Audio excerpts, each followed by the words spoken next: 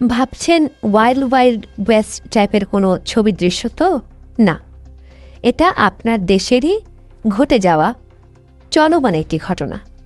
সিরাজগঞ্জ টেরা শহরের 3টি মহল্লা, এই 3টি মহল্লাতেই প্রতিদিন নিয়ম করে বিকেলবেলা থেকে রাত দুপুর পর্যন্ত বা বিকেলবেলা থেকে ভোর সকাল পর্যন্ত চলে এরকম ডিজে লাইট বাজিয়ে 3টি মহল্লার মধ্যে সংঘর্ষ।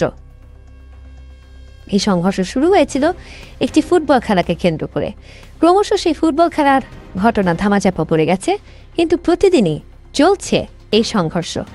কারণ সংঘর্ষ থামাবার কেউ নেই, কারণ পুলিশ বলতে আসলে এই মুহূর্তে বাংলাদেশে কিছু নেই।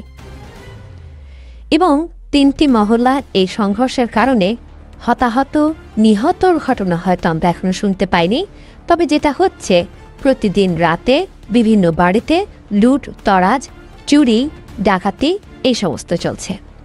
এবং যেমনটি বলছিলাম, বিষয়টিকে আনন্দমুখর করে তোলার জন্য ডিজে লাইট জ্বালিয়ে ঘন্টার পর ঘন্টা ধরে এই সংঘর্ষ বা এই ত্রিমুখী সংঘর্ষ চলতে থাকে এবং দিনের পর দিন ধরে এটি চলে যাচ্ছে। বাংলাদেশে পুলিশ বা প্রশাসন বলে আদৌ কি কিছু আছে? জি না, আসলে পুলিশ বা প্রশাসন বলে কিছু নেই।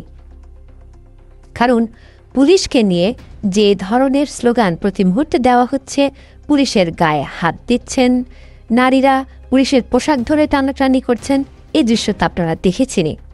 এবং সেই দৃশ্যের অবতারণার ফলাফল হিসেবে ডিএমপি কমিশনার অসহায় ভঙ্গিতে বলছেন, আপনারা যদি আমার অফিসারদের সাথে এই রকম আচরণ করেন তাহলে নিজেদের বাড়িঘর নিজেরাই পাহারা দিতে হবে।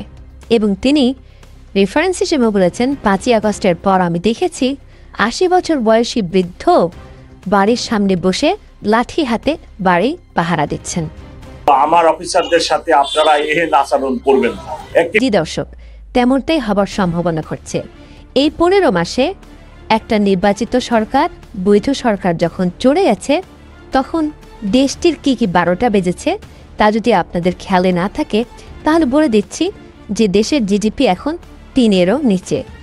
যতই প্রোপাগান্ডা সচিব শফিকুল আলম বলুন না কেন যে দেশে তারা এত উন্নতি করেছেন যেটি আগে কোনো সরকার করতে পারেনি বা 100 বছরও কোনো সরকার করতে পারে না, সেটির যদি আপনারা চেহারা দেখেন তাহলে বিষয়টি এরকম যে new mooring terminal, Pangaon terminal, এই সকল টার্মিনাল গভীর রাতে এমন একটি দিনে গোপনে লিখে দেওয়া হয়েছে যাতে করে এই বিদেশি কোম্পানিগুলোর 10 বছরের জন্য কর মওকুফ করা হয়েছে।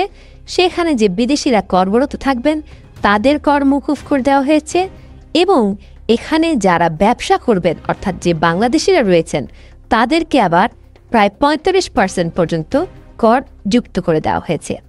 এটি হচ্ছে অর্থনীতির অবস্থা। আপনাদেরকে আইন শৃঙ্খলার কথা একটু আগেই বললাম, আপনারা ভুলবেন না যে এখানে শেষ নয়, কারণ বাংলাদেশের রপ্তানি ক্রমশই কমে যাচ্ছে, বন্দরের কাজটা আসলে কমেই যাচ্ছে। এবং সেখানে 14 মাসে পোশাক কারখানায় বন্ধ হয়েছে 353টি এবং এই 353টি পোশাক কারখানার মধ্যে লক্ষাধিক শ্রমিক রয়েছেন যারা বেকার রয়েছেন এবং লক্ষাধিক শ্রমিক প্রতিদিন বেকার হচ্ছেন কারণ প্রতিদিনই বহু কারখানা বন্ধ হয়ে যাচ্ছে। এবং তার সঙ্গে সঙ্গে বলে রাখছি, বিসিএসে পাশ করে যে ক্যাডাররা সরকারি চাকরি নিচ্ছেন, পুলিশ বলুন, প্রশাসন বলুন, পররাষ্ট্র বলুন, সব ক্ষেত্র থেকে প্রতিদিনই আপনার আমার নজর এড়িয়ে যাচ্ছে হয়তো, কিন্তু প্রতিদিনই কেউ না কেউ ছাঁটাই হচ্ছেন।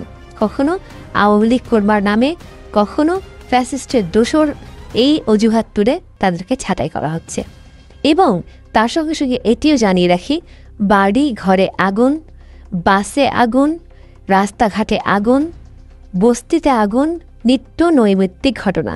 যদিও বিষয়টিকে মনে হচ্ছে আওয়ামী লীগের দ্বারা সৃষ্ট, কিন্তু আপনারা নিশ্চয়ই জানেন যে এর মধ্যে যে কয়টি অগ্নিসন্ত্রাসের ঘটনা ঘটেছে সেখানে যারা যারা ধরা পড়েছে তারা সবাই হয় জামায়াত শিবিরের আর না হলে বিএনপির কর্মী এবং চিহ্নিত কর্মী। ফলে আওয়ামী লীগের নামে দোষটা সরাসরি চাপানো যাচ্ছে না।